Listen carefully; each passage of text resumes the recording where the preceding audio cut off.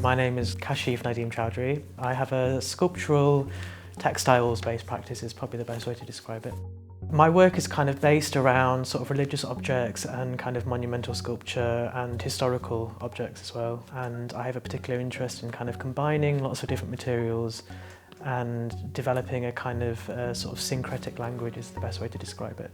I especially like kind of combining very rich materials with kind of quite unusual abstract things like human hair, animal bones. So you've got the kind of the beauty and the deathly element as well.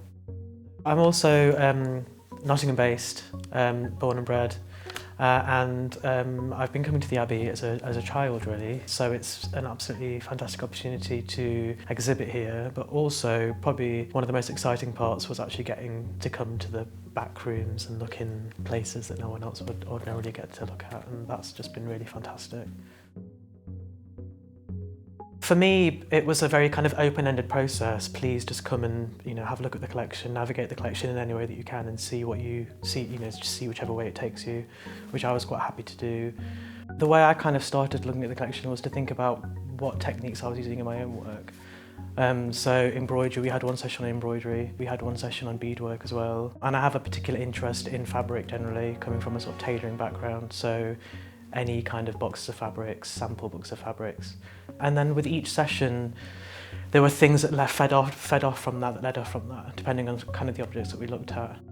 So both of these for me were real sort of gems from the collection. This one, almost virtually really, literally, because it is a sample book of kind of Indian textiles. This is a specific type of fabric called Banaras, which is made in Varanasi in India, and it's often made with gold and silver threads, real gold and silver threads. It also has the name of Keen Carb, and this book is actually called King Carb, so I don't know if that comes from Keen Carb, which translates as fabric of kings. So it was used for princely garments essentially, and it's a brocade, a very rich brocade. And then contrasting with that is this incredible box of kind of printed cottons, and these are all block printed. And they are, this one in particular at the top, it's almost the opposite end of the spectrum because it has a very kind of homespun quality to it. The weave is very open, so it's just a fantastic resource of kind of historical patterns. And because of the age of the fabric as well, it kind of has it's kind of marked, and it has almost like a skin-like quality to it as well, some of them.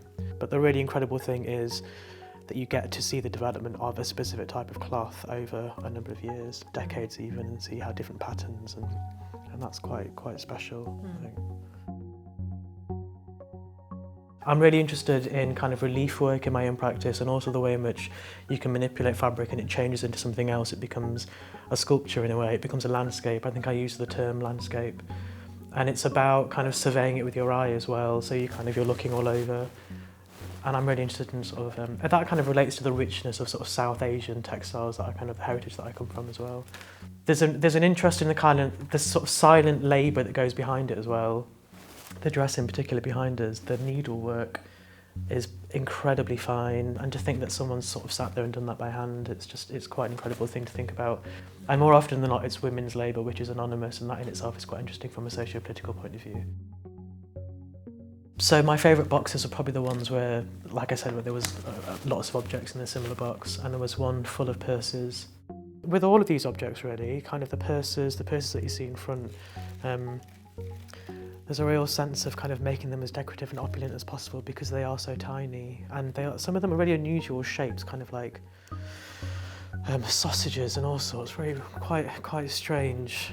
And on two of these, you've got the kind of the bag here, and also the small purse here. They're both of those fabrics are made from beads. They're entirely beaded, so they'd be really beautiful to kind of hold and have a fantastic weight to them.